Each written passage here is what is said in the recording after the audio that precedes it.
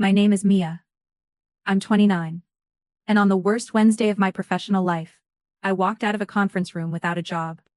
40 minutes later, my landlord called and said, "I need you out by Saturday." I thought he was reacting to rumors about the layoffs until his voice dropped. "Your parents offered me $1,200 to terminate your lease immediately." I called my mother first. She laughed. "You have to hit bottom before you'll listen." My father took the phone and added, "A few nights outside will fix that attitude." They didn't ask if I had savings. They didn't ask if I had somewhere safe to go. They'd already decided that humiliation was a lesson, and my apartment was the classroom. I hung up before either of them could hear my breathing change. Then my landlord sent me a screenshot of the payment confirmation. That was their mistake. The money hadn't come from a personal account. It came from an account they had no right to use for a private family punishment. I stared at the company name on the transfer, opened my contacts, and called the one person my parents had spent years keeping away from every important decision. I explained what happened in under 30 seconds. The answer was calm. "Forward me everything. Don't warn them." 1 minute later, my mother called 6 times. 3 minutes later, my father finally got through and shouted, "What did you do?" I looked at the eviction message on my screen and said, "The same thing you taught me to do. I protected myself." They still had no idea how much that single call was about to cost them. Before I tell you who answered, and why my parents panicked so fast, tell me what time it is where you're watching from, and whether the weather matches your mood today. I'm curious how far this one travels. My landlord's name was Frank. I'd rented from him for 5 years, paid on time, and still had 6 months left on my lease. When I demanded a written reason for forcing me out, he refused, until the silence made him nervous. Finally, he admitted my parents had called before I'd even cleared my desk. They said losing my job wasn't punishment enough. They wanted me scared, desperate, and ready to come home on their terms. They offered him $1,200 and promised to cover any trouble if I resisted. Frank insisted he hadn't deposited it yet. It was a wire transfer, he said, and he could send it back. I told him to send proof first. He refused until I reminded him he'd just tried to remove a tenant with a valid lease because 2 outsiders paid him to. A screenshot arrived 30 seconds later. The transfer memo read, "Consulting retainer." The sender was Ashcroft Family Properties. My parents, Robert and Karen, ran that company. It owned rental units across 3 counties and marketed itself as an ethical, family-run business. My father gave talks on personal responsibility. My mother wrote a newsletter about stable communities. And yet they'd used company funds to buy control over my private housing, then disguised it as consulting work. What they seemed to forget, the company wasn't entirely theirs. It started with my grandmother, Helen, and after she passed, ownership moved into a family trust. My parents ran daily operations, but my Aunt Diane held the largest voting share and served as trustee. She lived out of state and rarely came to family events. My parents called her cold, suspicious, obsessed with paperwork. Their favorite line: "Never bring Diane into family business." Years earlier, I'd worked one summer in the company office. I watched Diane question missing receipts while my father joked that she worried too much. After one tense meeting, she'd handed me her direct line. "You notice what people try not to see," she said. "Call me if the numbers ever stop matching the story." Before dialing that number, I called my older sister, Claire. Some part of me wanted to believe she knew nothing. She answered brightly, "I heard you're finally getting the reset you need." Rehearsed. When I brought up the payment, she went quiet, then said, "It's company money. It's not like they emptied your account." That sentence told me everything. 2 years earlier, I'd helped cover Claire's certification fees when she was between jobs. When I reminded her, she laughed. That was different. I had a plan. I asked if she'd suggested contacting Frank. She accused me of being dramatic, said a little fear might make me more ambitious. I ended the call and sat on the edge of my bed staring at the screenshot. This wasn't the first time my parents called cruelty tough love. At 14, after one bad report card, my father took my bedroom door off its hinges. Privacy was apparently a privilege. When I switched my college major, my mother told relatives I was unstable. When Claire needed help, it was family support. When I needed help, it was weakness. But this time they'd left a trail. The false memo mattered. The company account mattered. The valid lease mattered. They expected me to panic, beg, and come home. Instead, I called Ryan, my closest friend. His first reaction was generous. Maybe they think they're helping. Then he caught himself. No, paying your landlord crosses every line. He told me to save the screenshot in 3 places, pull my lease, and write down every detail while it was fresh. Then he asked, who can freeze this before they rewrite the story? I looked at Diane's number. For years, my parents had controlled every family conflict by keeping it inside walls they controlled. I pressed call. Diane answered on the second ring. Maya. This is unexpected. I told her I'd lost my job, but didn't pause for sympathy. I described Frank's demand, my parents' offer, the transfer from Ashcroft Family Properties, and forwarded the screenshot while I talked. She was quiet long enough for me to hear my own pulse. Do you have the lease and his messages? Yes. Did the board approve a consulting contract with this landlord? No, he's not a consultant. Forward everything. Don't warn your parents. Don't threaten the landlord. I'm freezing the discretionary account and sending a preservation notice. I asked how she could move that fast. I'm the trustee and majority holder, she said. I can stop an unauthorized payment before someone invents a reason for it. My phone lit up. My mother called 6 times. Diane told me the account had already been frozen and legal counsel had told everyone involved to preserve records. 3 minutes later, my father called. A text came first. Answer me now. Diane said I could take it, on speaker, if I announced she was listening. What did you do? My father shouted. I reported an unauthorized company payment to the trustee. You called Diane? His anger cracked into something closer to fear. My mother's voice rose behind him. This is a family matter. You had no right to bring in the business. The business paid my landlord, I said. You brought it in first. My father accused me of calling them thieves over $1,200. Diane cut in, calm. No one's accused anyone of theft. I'm reviewing an expense labeled a consulting retainer. Provide the contract, invoice, business purpose, and approval. By 5 o'clock. He claimed they were teaching me responsibility. Then you used the wrong account, the wrong label, and the wrong method, Diane said. Don't contact the landlord again. Don't pressure Mia to give up her lease. My mother said I'd become dependent and needed an intervention. For the first time, someone separated that accusation from the actual issue. Her employment status has nothing to do with whether company funds were misused. My father threatened an emergency board meeting. Diane welcomed it. Once you've produced the records, and ended the call. The apartment looked the same. But the balance of power had shifted. My parents had always defined every disagreement. If I protested, I was emotional. If I asked questions, I was disrespectful. If I brought in anyone else, I was betraying the family. Their real advantage had never been wisdom. It was isolation. Ryan showed up with groceries, chargers, and a legal pad. Instead of telling me what to do, he asked what I needed. We built a timeline. Laid off at 9:10. Called my parents at 9:45. Frank contacted me at 10:20. That meant my parents had reached him almost immediately. They hadn't spent hours worrying, they'd moved straight from bad news to punishment. That afternoon, a tenant attorney named Laura Bennett called. She explained a landlord generally can't erase a fixed-term lease without legal grounds, and accepting money from outsiders to remove a lawful tenant could create real liability. She told me to communicate only in writing and asked Frank to confirm, in writing, whether he intended to honor my lease. Within the hour he emailed that his earlier demand had been premature and no eviction would proceed. Not an apology, fear dressed as professional language. Laura warned me this was only round 1. My parents might call the transfer a misunderstanding. Frank might minimize his role. Claire might deny knowing anything. Evidence would matter more than anger. Diane, meanwhile, ordered an independent audit. She'd already found the consulting retainer had no contract, no invoice, no board approval.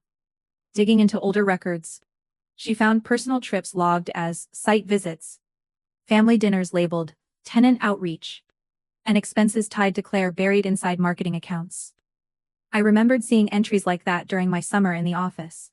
My father had told me bookkeeping was too complicated for me to follow. That evening Diane sent one line. The numbers haven't matched the story for a long time. My parents had tried to buy my eviction for $1,000. Before sunset, that payment had triggered a review of years of company spending. The next morning they started rewriting history. My mother emailed Diane that the money was a temporary relocation incentive, meant to protect me from future rent. My father produced a one-page consulting agreement naming Frank as an advisor on tenant resilience. The signature line was blank, and the file metadata showed it had been created after Diane demanded proof. They'd manufactured an explanation after getting caught. My father called from a different number. "You're destroying the company your grandmother built." "You used it to punish me," I said. He warned that Diane was using me to seize control. For a moment, doubt crept in. My parents had spent years insisting every relative had hidden motives. Then I looked at the false label, the backdated document, the eviction text. Facts don't get less true because exposing them shifts power. He ended with, "You won't last a month without us." That one stuck, because part of it might come true. I had limited savings, 2 weeks of severance, and no job. Winning the lease dispute wouldn't rebuild my life on its own. I couldn't make revenge the whole plan, or let my parents stay the center of every decision. Ryan and I split the crisis into 4 lanes. Housing, legal protection, employment, money. Laura secured written confirmation my lease was still active. I trimmed expenses and calculated my runway. Then I reached out to former colleagues and clients. Asking for help felt humiliating. My parents had trained me to treat need as failure. Ryan pushed back. "You're not asking anyone to carry you. You're letting them know you're available." My first interview went badly. When the hiring manager asked how I handle conflict, I heard my father yelling and lost my train of thought. The interview ended early. I walked out convinced my parents had been right about me. Ryan didn't offer false comfort. "That one hurt," he said. "Learn what you can from it and let the rest belong to today." While I job hunted, the audit widened. Over several years, my parents had used company funds for personal travel, home renovations, Claire's professional memberships, and family events. Some line items had a business angle, but approvals were missing and descriptions were vague. Money had also moved out of maintenance reserves into discretionary accounts without authorization. Claire called after her company card stopped working. I hadn't known she had one. She accused me of ruining her renewal. I asked if she was actually an employee. She said she helped with branding. The auditor found no contract, no payroll record, no documented project. Then she let it slip. Our parents were planning to let me stay at the family lake house, once I apologized. The lake house belonged to the company. My parents intended to force me out of my legal apartment, let me believe I had nowhere to go, then offer controlled housing if I submitted to their rules. Manufacture the emergency, then play the rescue. "Thank you," I said. "For what?" "For explaining the plan. I documented every word." Laura also requested Frank's messages with my family. Facing his own exposure, he handed them over. My mother had written, "She'll panic, but don't back down." My father, "Once she has nowhere else, she'll come home and listen." Claire had reacted with a thumbs up and asked whether the lake house should stay off limits until she apologizes. For years I'd wondered if their version of love was just hard for me to understand. The messages made it clear. They might have felt something like love, but they used fear and access to make it conditional. A feeling doesn't excuse a method. Diane asked if I wanted everything sent to the full board. My first instinct was to expose it all. Laura asked what I actually wanted. Protection, accountability, or humiliation. I admitted I wanted all 3. "Humiliation's the one you can't control," she said. "Protection and accountability we can document." I submitted only what was relevant to the company payment and my lease. I didn't post it, didn't send it through the family group chat. That restraint mattered later. An emergency board meeting was set for Friday. The night before, my mother left a soft voicemail about families making mistakes, and in the last sentence, asked me to tell Diane the payment had been my idea. I saved that recording in 3 places. I joined the meeting by video from Ryan's apartment. On screen, Diane, 2 independent directors, company counsel, the auditor, my parents, Claire. My father wore the expression he used when he wanted confidence to substitute for proof. My mother held a folder labeled Family Resolution. Diane opened plainly, unauthorized spending, a false expense label, interference with a tenant's lease. She referred to me not as their daughter but as the affected tenant. That distinction cleared the fog. My father called the $1,200 compassionate assistance. Claimed Frank misunderstood. My mother presented a family support agreement, requiring me to move into the lake house, attend financial coaching with my father, Submit job applications for approval, and repay housing costs later. Proof, she said, that they'd meant to help. A director asked when the document was created. My mother said, after the layoff. The metadata showed it was 3 weeks old. That was the twist I hadn't seen coming. My parents had drafted terms to control my housing before I ever lost my job. They'd known my department was on the restructuring list because Claire had heard it through someone in recruiting. A recovered message from her read, "Mia's team might get cut. This could be our chance to force a reset." My mother replied, "Start thinking about housing pressure. Your father will handle the landlord." The board went quiet. My parents hadn't reacted badly to sudden news. They'd been waiting for a vulnerable moment. My father turned on Claire. "Why did you keep that message?" In one sentence he dropped the daughter who'd helped him. Claire looked at him like she'd just learned that favoritism was never loyalty. It was usefulness. Diane asked for my statement. I said I wasn't asking the company to fix my unemployment or punish anyone for being unkind. I was asking it to address a company account used to manufacture a housing crisis, a false label used to hide the payment, and a plan that treated business assets as tools of family control. Then I played my mother's voicemail asking me to claim the payment had been my idea. My father leaned back. My mother closed her eyes. The auditor read preliminary findings. Unsupported reimbursements, personal expenses, money pulled from maintenance reserves without approval. One transfer had delayed roof repairs after tenants reported leaks. Their entitlement had cost more people than just me. During recess, my father texted, "Stop this now and we can still be a family." I replied, "Family was never supposed to require my silence." When the meeting resumed, the board suspended my parents' management and financial authority pending the full audit. Claire's access ended immediately. An outside manager was appointed to protect tenants, accounts, and records. The board authorized recovery efforts for unsupported expenses. My father called it a coup. My mother started crying. Her first question was, "What are we supposed to tell people?" Even then, reputation outranked repair. The meeting ended without a final repayment figure, but their control was gone. No more moving money, pressuring employees, or dangling company property as a reward for obedience. 2 hours later, Frank asked to settle. His first offer. Written confirmation of my lease and reimbursement for some legal costs. Laura rejected it. She demanded a formal statement that I'd never defaulted, payment of my documented expenses, a rent credit, a renewal option with a capped increase, and landlord-tenant law training from an independent provider. He agreed after a few days of stalling. The man who tried to turn my home into a bargaining chip now had to sign terms protecting my tenancy. That same afternoon, the firm from my failed interview rejected me. For a second the old story rushed back. Unemployed, unstable, unable to survive without my parents. Then a former client, Vera, emailed. I'd reached out to her earlier in the week. She needed a contract strategist for 3 months and asked if I could start Monday. The pay was slightly below my old salary, and it was temporary. Not a rescue. Work I'd earned through a relationship I'd built before any of this happened. I accepted. Ryan and I celebrated with takeout on my apartment floor, surrounded by boxes I no longer had to pack. Claire texted, "Dad says this is your fault. Mom won't stop crying." Diane ruined everything. "Are you proud?" I typed several angry replies, deleted them, and wrote, "I'm proud I stopped cooperating with something wrong." She didn't respond. Over the next month, the audit became impossible to wave away. Records showed personal travel, renovations, private events, and Claire's expenses hidden behind vague labels. The board's lawyers started calculating repayment. Industry invitations dried up because my parents no longer represented the company. The image they'd protected so fiercely began collapsing under records they'd created themselves. My mother called from an unknown number.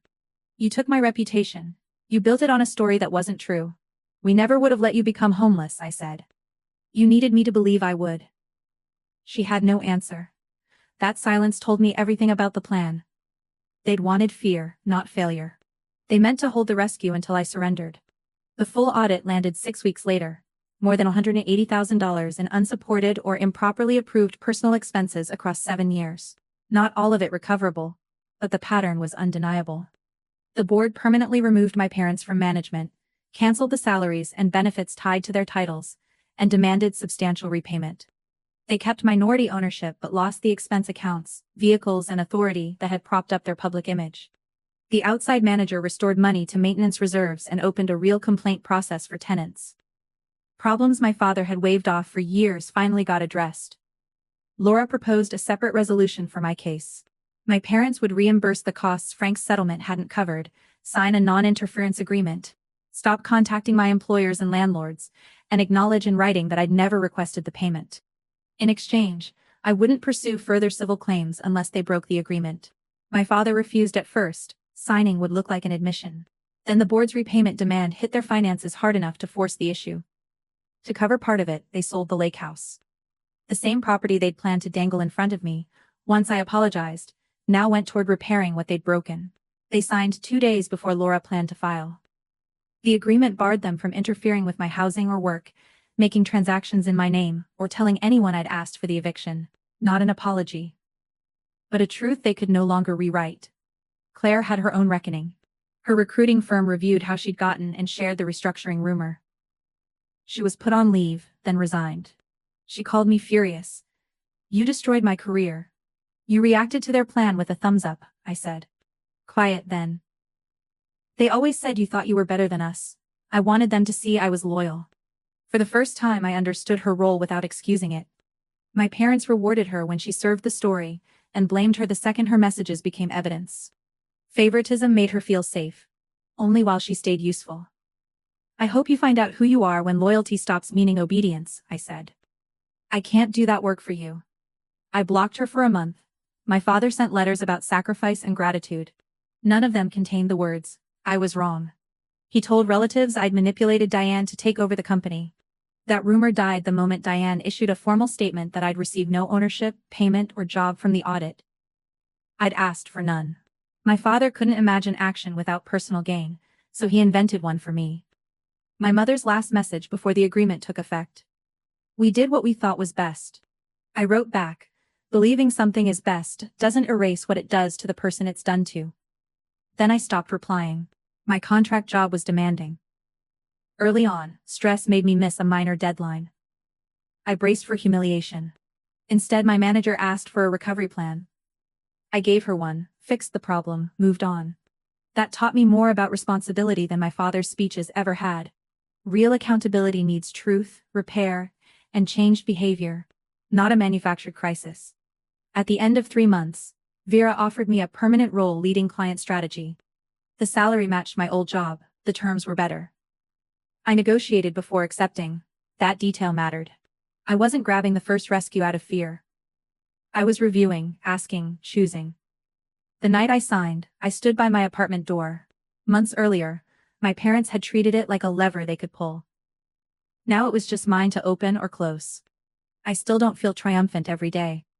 Some mornings I miss the family I thought I had. Some nights I replay the calls and wonder if I could have kept it private. Then I remember privacy was exactly what had protected them. They'd counted on my shame more than they'd counted on Frank's cooperation. Their punishment hadn't made me stronger. Stopping it had. The home I chose. 8 months after the layoff, Diane invited me to the company's annual meeting. I skipped the formal appearance but met her for coffee after. Repairs were underway, financial controls rewritten. Tenants could report problems without going through my parents. The company had rebuilt its reserves. My parents stayed owners on paper, with no operational authority. Their repayment plan would run for years. "Do you regret calling me?" Diane asked. I weighed the cost. My relationship with my parents was now a legal boundary. Claire and I barely spoke. Extended relatives had picked sides. There was no version of justice that gave me back the family I thought I had. "No," I said. "I regret that calling you was necessary." She nodded. "That's usually how accountability feels." I asked why she'd given me her number years ago. My grandmother used to say family businesses fail when relatives confuse access with ownership and affection with permission. She'd suspected the blurred lines for years. Explanations always arrived before proof. The payment to Frank was different. A false label, a private purpose, a cooperating witness, a direct victim willing to speak. "You didn't ruin them," she said. "You interrupted them." My parents didn't become homeless or disappear. The consequences were serious, not theatrical. They moved from their large house into a smaller condo. My father took consulting work that required real invoices and outside approval. My mother stopped speaking at industry events. Claire eventually found work outside recruiting after finishing an ethics course. Their lives went on, just without the authority and image that used to shield them from questions. 3 months after the agreement, my mother emailed asking to meet. She'd followed the rules, hadn't pressured me, so I agreed to 30 minutes at a public cafe. She talked first about the embarrassment, the audit, the house. I waited. Finally. I was wrong to call Frank. The first direct admission I'd heard from her. She admitted the family support agreement had been drafted before my layoff. Admitted they'd planned to let me believe I had nowhere to go, then offer the lake house only if I accepted their terms. Why? I asked. Because you were making choices without us, she said. Your father thought you were drifting too far. There it was. They hadn't feared my failure. They'd feared my independence. I told her I wasn't ready for a normal relationship, and might never be. An apology without consistent change wouldn't reopen my life. She cried but didn't argue. When our time was up, she asked if she could email again in a month. I said yes. My father took a different road. He mailed me a copy of the signed agreement with a note. You won. I sent it back with my own. This was never a contest. I wanted you to stop. He hasn't contacted me since. Some people expected me to publish every message, take over the company, or celebrate every loss. I didn't. I kept my apartment, recovered my costs, secured my work, protected my name, and made the people who used money as a weapon repay what they misused. Their authority ended. Their actions became records they couldn't rewrite. That was enough. On the anniversary of my layoff, I renewed my lease. Read every clause, asked Laura one question, signed. Then I hung the keys on the hook by my door. A year earlier, I thought losing my job meant losing proof I was capable. My parents tried to turn that fear into obedience. Their plan showed me where my power had actually been hiding, in documents, boundaries, witnesses, and the willingness to ask for help before panic turned into surrender. Ryan stayed my friend, not my savior. We disagreed. He told me when I was becoming consumed by the audit. I told him when his advice sounded too simple. He didn't replace my family. He helped me recognize relationships where support didn't require submission. Vera later promoted me to train newer strategists. The lesson I repeated most: mistakes are information, not identity. People grow through truth, tools, and room to repair. Not because someone manufactured a crisis and called it love. Claire eventually emailed. I helped them corner you, because being useful to them made me feel safe. I'm sorry. I waited 2 weeks before replying. Thanked her for the honesty, agreed to occasional emails. Nothing more. Not reconciliation. One unlocked window in a house whose doors stayed closed. My mother kept writing monthly. I ignored the defensive ones and answered the accountable ones. Slowly she learned that access isn't guaranteed by title. It's built through consistency. My father chose silence, and I stopped reading that silence as punishment. From someone who used words to control me, it felt like peace. The $1,200 was never really about rent. It was the price my parents paid to buy fear, believing fear would bring me home. Instead, it triggered an audit, exposed years of misconduct, ended their control of the company, forced repayment, cost them the lake house, damaged the reputation they valued, and put permanent limits on their access to my life. They said I had to fall before I could change. They were right about one thing. I changed. I stopped confusing cruelty with discipline. I stopped treating secrecy as loyalty. I stopped waiting for the people who hurt me to agree that I'd been hurt. Most of all, I learned that protecting yourself isn't revenge just because the people losing power call it betrayal. The morning I lost my job, I thought my life had been reduced to one terrible call. By noon, I made another. That call didn't save me by magic. It gave the truth somewhere to go. Everything after. Organizing evidence, facing the board, rebuilding my income, enforcing boundaries, was work I still had to do. So when my father screamed, "What did you do?" the real answer wasn't just that I'd called Diane. I'd stopped asking permission to defend my own life. And once I did that, their $1,200 lesson became the most expensive mistake they ever made. Thank you for watching the story until the very end. This video is completely fictional and was created only for entertainment, education, and dramatic reflection. We hope it reminds you that sometimes the hardest lesson is learning that love, family, or loyalty should never require you to erase your own pain. When people truly value you, they won't ask you to stay silent just so they can stay comfortable.